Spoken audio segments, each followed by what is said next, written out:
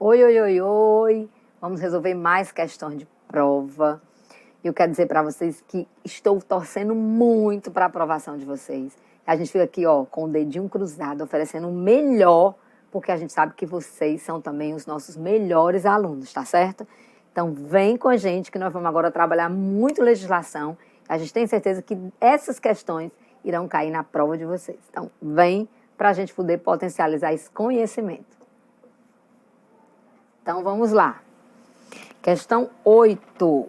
De acordo com o título 1 da educação, da LDB, que sempre a gente fala da educação, das diretrizes e bases da educação nacional, a educação, ela abrange os processos formativos. Gente, essa expressão ela é muito importante. Quando ela diz que abrange os processos, deixa eu colocar aqui um azul, ela abrange os processos formativos, é porque a educação é a base dessa formação. Não existe educação que não seja para formar. Ah, mas ela deformou, então não é educação, é deseducação.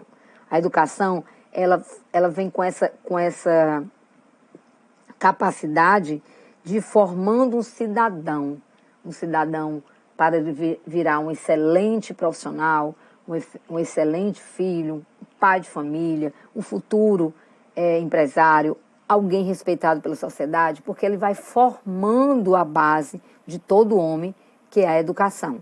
E ela diz o seguinte: educação abrange os processos formativos que se desenvolve. Onde será que a educação se desenvolve? No trabalho, ok, mas eu quero a exceção. Claro que no trabalho a gente passa por um processo de formação, né, de aprendizagem. Ela também acontece na convivência humana, só na convivência humana também, é exatamente na convivência humana, não é com máquinas que a gente vai se humanizar, é na convivência humana. Na vida familiar, importantíssimo, é um dos núcleos mais importantes da educação, é aquela educação que começa lá na base, lá na raiz, que a gente chama de educação de berço. É exatamente isso. Então, o que é que eu não quero? Onde é que eu não quero que a educação cresça? Onde eu não quero que a educação exista? Em ambientes impróprios, inóspitos, ambientes nada agregadores, ambientes hostis, ambientes sujos, ambientes terríveis, esses ambientes inóspitos que não são feitos para acontecer a aprendizagem. Ao contrário, aí ela vai distorcer tudo que a educação é capaz de construir. Então, lembre-se, educação abrange os processos formativos que se desenvolvem na vida familiar, principalmente a base, na vida familiar. Onde mais esses processos acontecem, além da vida familiar? Eles acontecem na convivência na escola, na convivência na rua, na convivência na igreja, na convivência no esporte, na convivência do trabalho, na convivência dos seus grupos sociais, os seus grupos de trabalho, os seus grupos familiares, na convivência, de maneira geral, tá? Na convivência humana, no trabalho, acabei de falar, né? No trabalho, então tudo isso é proposto e colocado como uma forma de abranger essa formação, tá? Eu também posso complementar. Aonde mais? Nos movimentos sociais, tá? Então, na família, na convivência humana, no trabalho, nos movimentos sociais, nas organizações da sociedade civil,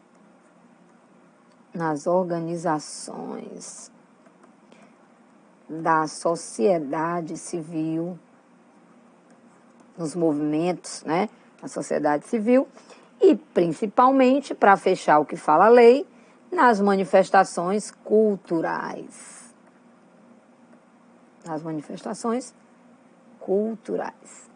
Então, aí, reporta todo o formato desse processo através da educação.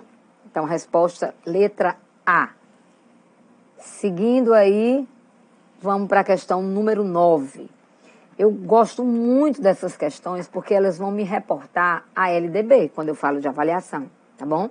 Ele diz assim, ó, questão 9. A verificação do rendimento escolar, ele possui diversos critérios. Então, não é um critério que eu vou avaliar. Eu vou avaliar através de diversos critérios. Dentre os itens apresentados abaixo, apenas um apresenta corretamente. Então, vamos lá. Quando eu falo de verificação, eu vou me lembrar rapidamente de qual artigo, quando eu falo de verificação do rendimento escolar. Nós vamos ir para o artigo 24. Professor, esse artigo da LDB, ele fala somente de avaliação? Não, ele fala sobre a carga horária, ele fala sobre a progressão, aí ele fala sobre a questão também da recuperação, se ela é paralela ou não, como essa avaliação deverá acontecer, como esse processo avaliativo deverá acontecer. Então, vamos lá. Um desses critérios só apresenta um. Será que essa avaliação ela vai passar por uma avaliação contínua e cumulativa do desempenho dos alunos? Ele está dizendo, dentre os itens apresentados abaixo, apenas um apresenta corretamente um desses critérios. Tá, tudo bem. Assinale-o. Vamos lá. Essa verificação, ele diz, avaliação contínua e cumulativa do desempenho do aluno, sim. Prevalência dos aspectos quantitativos sobre os qualitativos é o contrário, não é não? O aspecto da qualidade deverá prevalecer ou preponderar sobre a quantidade. Claro, gente, algo tem que ser muito mais qualitativo do que quantitativo. Então, já não é o item B. Vamos para C. Aproveitamento de estudos que não foram concluídos com êxito. Se a gente tirasse o não, a gente teria uma resposta verdadeira, mas ele deixou o não aí só para lhe confundir. Então, aproveitamento de estudos que não foram concluídos, claro que isso não é uma verificação. Se eu não concluir com êxito, eu não terminei. Se eu não terminei, a minha verificação não pode ser positiva, não pode ter critérios, porque eu nem terminei, nem concluí. E a próxima, o que é que ele fala? A não obrigatoriedade da recuperação. Gente, também é falso. Lembra, o professor, ele é obrigado a recuperar, fazer uma recuperação. De preferência, que ela seja o quê? Paralela. De preferência. Mas o que a lei aponta é que ele faça a recuperação. Ser paralelo ou não é uma questão da decisão pessoal, subjetiva de cada professor. Então, qual é a resposta que está correta? Avaliação contínua e cumulativa do desempenho do aluno. Eu tenho que avaliar todo dia. Eu tenho que avaliar esse aluno, onde eu vou observar sempre a questão da continuidade. Avaliar permanentemente, cumulativamente, vendo os conteúdos que ele aprendeu no primeiro semestre, no terceiro semestre. Não ser algo fragmentado, mas algo completo, ok? Bem, o que mais que nós encontramos nesses critérios? Vamos colocar aqui uma folha em branco, porque a gente vai explorar um pouco mais esses critérios do processo avaliativo. Então, acompanhe comigo aqui. Processo avaliativo. O processo de avaliar, lembrando que é um processo avaliativo, é qualquer ação que o professor usa para mensurar a qualidade da educação e do processo de ensino-aprendizagem. Tudo que ele utilizar para mensurar, para medir, para verificar, é considerado uma atitude avaliativa. Até observar é um processo avaliativo. E ele diz assim, para esse processo avaliativo ocorrer de fato e de direito, eu tenho que obedecer a alguns critérios. Então, vamos para o primeiro. Primeiro critério, e que nós já vimos. Qual será o primeiro critério? Vamos lá. Acabamos de ver. Avaliação avaliação contínua, permanente, cumulativa, contínua e cumulativa. Cumulativa, ok? Outro processo de requisito de uma avaliação para ela realmente acontecer de forma processual. A aceleração para quem está com o quê? A, lembra que a gente fala isso? A aceleração para quem está com atraso escolar. Esse é outro requisito, tá? Possibilidade de acelerar quando o aluno estiver com atraso. Gente, esse acelerar aí não é mudar de sala. O processo de acelerar é você, no próprio ambiente da sua sala de aula, você realizar uma recuperação paralela. A aceleração aí é de estudos e não de ano. Não é de estudos, de você mudar de uma série para outra, não. A aceleração que ele reporta aí é você tentar melhorar, fazer uma intervenção para que esse aluno possa melhorar a sua dificuldade, né? Que ele possa progredir, para que ele possa crescer. Quando é que eu vou avançar? Vamos lá. VV, avançar. Avançar. Quando é que eu posso mudar ele de ano? Quando é que eu posso avançar, levando ele do 5º para o 6º, do 7º para o 8º? Quando eu faço uma verificação da aprendizagem dele, dos conteúdos dele, verificação. Aí eu posso avançar esse aluno, quando eu verifico, quando eu faço prova, quando eu tenho um relatório, quando eu tenho um aluno maduro, com a maturação para enfrentar, saída daquele ano para entrar no outro ano, e ele vai de boa. Então, esse aluno, ele pode avançar, não tem problema. Quando eu faço a verificação da aprendizagem dele. Ele pode sim, perfeitamente. Avançar até 2 anos, acredita? Se ele tiver maturidade, ele pode avançar até 2 anos. Outro quesito para verificar é possibilidade. Lembra que nós falamos que ele dizia não, né? A possibilidade de aproveitamento de estudos concluídos com êxito, com satisfação, com bons resultados, boas notas, com boas aprovações. Então, ele pode fazer parte dos quesitos do processo avaliativo. E estudo de recuperação paralela,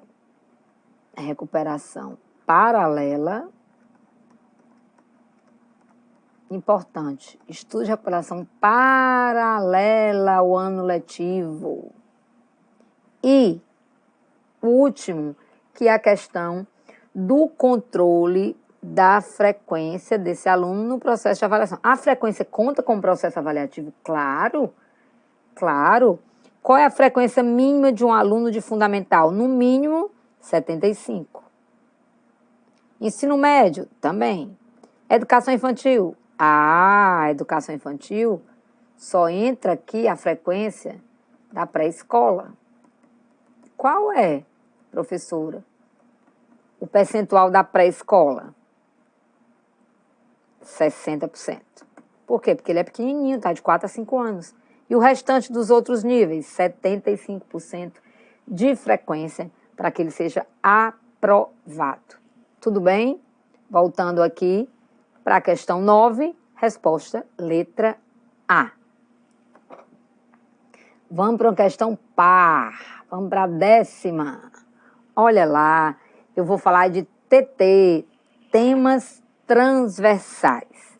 O Ministério da Educação e Desporto, MEC, após a sanção da LDB 9394/96, publicou os PCNs. E junto com esses parâmetros, que não são obrigatórios, eles são considerados orientadores ou documentos norteadores, e com eles surgiram os temas transversais. Assinale a opção que indica esses temas transversais. Lembra, esses temas, gente, chamados de temas transversais, eles têm um nome chamado também de temas urgentes. E quando eu uso no meu currículo, na minha metodologia, um tema desses que a gente vai marcar agora, eu posso dizer que eu utilizei qual tipo de método? Eu usei uma metodologia da transversalidade. Transversalidade curricular. Professora, eu não estou entendendo nada. O que é transversalidade? É quando, no meu planejamento, eu utilizo algum dos temas transversais na minha aula. Na minha aula, seja ela de química, seja ela de história, seja ela de pedagogia, não interessa. Se eu utilizo algum desses temas, eu estou usando uma abordagem transversal, de transversalidade. Tema transversal. Vamos a eles? Ok. Eu tenho aí 3, 6, vamos ver se ele coloca mais no próximo item. Não, só a opção correta. Ok, vamos lá. Ética e saúde. Vamos lá. Ética e saúde. Ele está dizendo qual a opção correta. A 1 está errada, a 2 está errada, a 4 está errada, a 5 está errada. Vamos lá. Ética e saúde. Ok, verdadeira. Orientação sexual, igualdade de direitos. Não tenho essa igualdade de direitos. Pluralidade cultural e ética, sim. Meio ambiente e preconceito. Ele quer analisar a opção que indica temas transversais. Ok. Mas ele está dizendo é o falso? Vamos ver lá. A opção 1 está errada, 2 correta, 4 correta, 5 correta. Ok. Vamos lá. Meio ambiente e violência. Não, não tem essa parte de violência, embora a gente trabalhe o bullying como um tema, mas não compete a esse aqui, tá bom? Meio ambiente e preconceito. O preconceito a gente não trabalha. E ele diz saúde e meio ambiente. Sim, a gente trabalha saúde e meio ambiente. Este aqui também estaria correto. Então, eu tenho um correto o 1, o 4 e o 6. Tá? Embora ele não trabalha junto. Ética é um, saúde é outro, meio ambiente é outro, né? Saúde, ética, pluralidade cultural e ética. Eles não trabalham juntos, como ele está dizendo aqui. 1, 4 e 6. Vamos ver lá. 1 está errado, não é. 2 é errado. 4 está correta. E 5 está errado. Então, resposta letra C. Por falar em temas transversais, vamos colocá-los aqui para que vocês lembrem sempre desses temas em prova. Agora, eles vêm separados. Ética vem sozinho. 2, meio ambiente. Eles não vêm juntos, como ele está dizendo aí. Terceiro, orientação sexual. 4, saúde. Professora, tem ordem? Não. Estou levando aquilo pela ordem didática. Eu tenho aqui pluralidade cultural. Ética, meio ambiente, saúde, orientação sexual e nós temos trabalho e consumo. Esses são juntos. Professor, onde é que eu encontro esses temas? Lá nos PCNs, tá? Então, é bom você dar uma olhadinha nesses temas, porque eles são importantes em prova. Dá uma olhadinha só sobre o que os PCNs falam, a importância deles, né? Porque tem um livro só para falar dos temas transversais, tá? No volume, são 10 volumes, um dos volumes é temas transversais. 11. Chegamos aqui na questão, tem um itemzinho aqui que está junto, né? Mas não tem problema não. A gente separa na hora da leitura. A criança ou adolescente, visando o pleno desenvolvimento da sua pessoa, o seu preparo para o exercício da cidadania, a gente já viu algo parecido, porque a gente está falando do ECA, e a sua qualificação para o trabalho. E aí, nesse texto, o que é assegurado para a criança e para o adolescente. Então, vamos lá. Será que essa criança e adolescente, ele tem igualdade de condições para o acesso e permanência na escola? O que é que vocês acham? Claro, gente. Claro que ele tem essas condições de acesso e permanência. Eu até falei do acesso, que é a vaga, e a permanência, material didático, assistência à saúde, né? Que é muito precária, mas a gente tem. Outra coisa importante também, a alimentação. A alimentação deve ser assegurada para as crianças, principalmente que elas estão dentro da escola. Nada melhor do que a alimentação. Direito a ser respeitado pelos seus educadores. Gente, isso aqui é tão importante. Esse direito, muitas vezes, é usurpado. O que eu quero dizer? Muitas vezes, as crianças, os adolescentes, não são acolhidos nem respeitados pelos seus educadores. E aí eles ficam cada vez muito mais revoltados na sala de aula. Então, a melhor maneira de combater a violência não é com violência. Ao contrário, a melhor forma de combater a violência é você acolher, de você receber, de você exercitar a empatia com esse aluno. Você vai ver que muitas vezes, por trás da violência dele, é porque é alguém que está precisando de acolhimento, de atenção, de respeito, de carinho, ok? Então, vamos lá. Igualdade de condições para acesso e permanência na escola? Verdadeiro. Direito de ser respeitado pelos seus educadores? Verdadeiro. Direito de contestar critérios avaliativos, podendo recorrer às instâncias escolares superiores? Sim. O que são essas instâncias escolares superiores? O sindicato. Eles podem recorrer ao conselho. Eles podem recorrer também ao conselho tanto escolar como o conselho tutelar. Eles podem recorrer ao conselho municipal, ao conselho estadual, dependendo de qual a instituição que ele está estudando. É verdadeiro. Eles podem não concordar com aquela nota, com aquela forma de critério avaliativo. Eles têm direito de se organizar e participar de entidades estudantis? Sim, que são os antigos grêmios, que hoje não é muito falado na escola, não é muito suscitado dentro de uma escola, tá? Quinto, acesso à escola pública e gratuita próxima à sua residência. Sim, todos esses itens são assegurados pelo Estatuto da Criança e do Adolescente, ok? Então, espero que a resposta tenha todas as corretas. Vamos lá. 1, 2, 3, 4, 5 estão corretíssimos. Então, a gente tem aí um artigo muito importante que ele está se reportando aqui, é o artigo 53. Tem gente, é querido, vê esse artigo. O artigo 53, ele é tão querido, por quê? Porque ele está falando aí o direito à educação, o direito à cultura, o direito ao esporte e o direito ao lazer. É o mínimo que o Estado deverá dar para esses adolescentes. Gente, esse adolescente, ele também é assegurado pelo Estado. Por isso que oferece a creche, a pré-escola. E lembrando que nós falamos há pouco tempo sobre os dirigentes.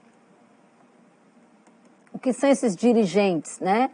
Gente, são os gestores, os coordenadores, o grupo de gestão em si. No Estado, a gente tem o coordenador pedagógico, coordenador financeiro, coordenador de gestão. Já na prefeitura, a gente tem o diretor e o coordenador.